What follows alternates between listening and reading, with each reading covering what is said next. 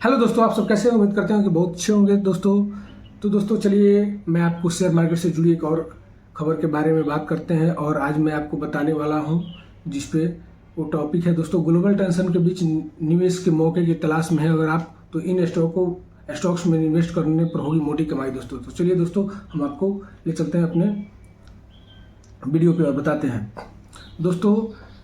कुछ funds manager से बातचीत की गई है जब इंडियन मार्केट्स पर काफ़ी दबाव दिख रहा है। फंड्स मैनेजर ने न सिर्फ निवेश के लिए शेयरों के नाम बताए हैं बल्कि उन्हें उन सेक्टरों और स्टॉक्स के बारे में भी बताया है जिनसे आपको दूर रहने में ही भलाई है दोस्तों। तो दोस्तों चलिए हम बात करते हैं।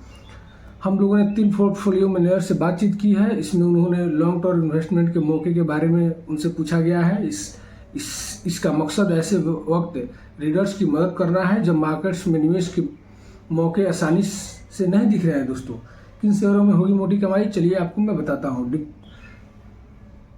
अल्केमी कैपिटल मैनेजमेंट के हेड एंड फंड मैनेजर आलोक अग्रवाल ने कहा है कि जियोपॉलिटिकल टेंशन बढ़ने से डिफेंस एक बार फिर से अट्रैक्टिव दिख रहा है दोस्तों। सरकार का फोकस डिफेंस पर बना हुआ है। उधर डिफेंस कंपनियों के स्टॉक अपने हाई लेवल से 20 से 30% तक गिर चुके हैं दोस्तों। इससे उनके रिस्क रिवार्ड अट्रैक्टिव दिख रहा है। उन्होंने कहा है कि लड़ाकू विमान बनाने वाली कंपनी में निवेश ज़्यादा अट्रैक्टिव दिख रहा है। निवेशक HAL के स्टॉक पर दांव लगा सकते हैं। उसके बाद मैं आपको बताता हूं दोस्तों, पावर सेक्टर में भी निवेश से मिलेगा पावरफुल रिटर्न। पावर दूसरा अट्रैक्टिव सेक्टर है जिसकी वजह यह है कि इंडिया में पावर की पीक डिमांड 220 गीगावाट तक पहुंच गई है। उन्होंने कहा है कि सप्लाई इससे कम है। अगले 5 से 7 सालों में 100 गीगावाट उत्पादन क्षमता की जरूरत पड़ेगी दोस्तों। इसका मतलब है कि पावर ट्रांसमिशन से जुड़ी कंपनियों के शेयरों में निवेश करने पर अच्छा मुनाफा मिल सकता है। निवेशक टाटा स्टील, अडानी पावर और JSW एनर्जी के स्टॉक में निवेश कर सकते हैं। इतना ही नहीं, एग्रीकल्चर सेक्टर में भी दिख रहा है निवेश के मौके। केयर PMS के फंड मैनेजर अमित दोषी ने कहा है कि 1 साल में निवेशक के लिहाज से एग्रीकल्चर सेक्टर सही लग रहा है। सरकार का फोकस फूड इन्फ्लेशन को काबू में लाने की है। इससे कृषि से जुड़ी कंपनियों में निवेश के मौके बढ़ेंगे। इस सेक्टर में फर्टिलाइजर, बीज और एग्रोकेमिकल से जुड़ी कंपनियों के शेयरों में निवेश किया जा सकता है दोस्तों। निवेशक कावेरी सीड्स, कोरोमंडल फर्टिलाइजर के शेयर में निवेश कर सकते हैं दोस्तों। इस सब फंड्स मैनेजर ने बताया हुआ है दोस्तों। उसके बाद हाउसिंग फाइनेंस सेक्टर में निवेश से होगा मुनाफा दोस्तों।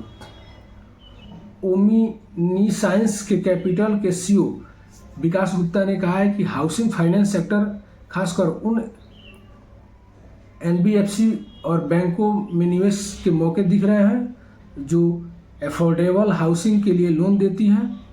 इसकी वजह यह है कि सस्ते घरों की मांग छोटे शहरों में काफ़ी ज़्यादा हो गई है दोस्तों। इसके अलावा हाउसिंग फाइनेंस कंपनी का वैल्यूएशन जो है अट्रैक्टिव दिख रहा है। यह ऑल टाइम लो पर है दोस्तों। ऐसे में इन कंपनियों में निवेश से आगे अच्छा मुनाफा मिल सकता है। निवेशक LIC housing finance, ICICI bank और कैनरा बैंक के शेयरों में निवेश कर सकते हैं दोस्तों। आपको किन शेयरों से दूर रहना चाहिए ये भी एक्सपर्ट ने बताया है दोस्तों। FMCG की वैल्यूएशन काफ़ी ज़्यादा है दोस्तों। अग्रवाल ने कहा है कि FMCG सेक्टर हाई वैल्यूएशन की वजह से अट्रैक्टिव नहीं रह गया है।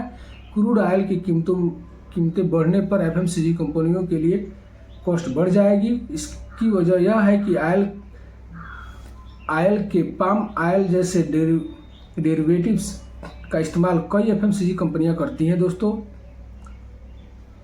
इसके अलावा निफ्टी FMCG इंडेक्स का वैल्यूएशन 1 साल के फॉरवर्ड अर्निंग्स की 42 गुना ज़्यादा चल रही है दोस्तों। कितना? 42 गुना ज़्यादा। इससे रिस्क रिवार्ड रेशियो अट्रैक्टिव नहीं रह गया है।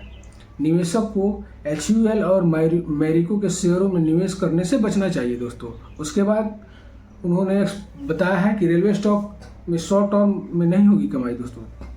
दोषी ने कहा है पिछले 1 से 2 सालों में रेलवे काफ़ी फोकस में रहा है। रेलवे से जुड़ी कंपनियों में के स्टॉक लंबे अवधि के लिहाज से ठीक नहीं है, लेकिन इसकी वैल्यूएशन काफ़ी हाई हो गई है।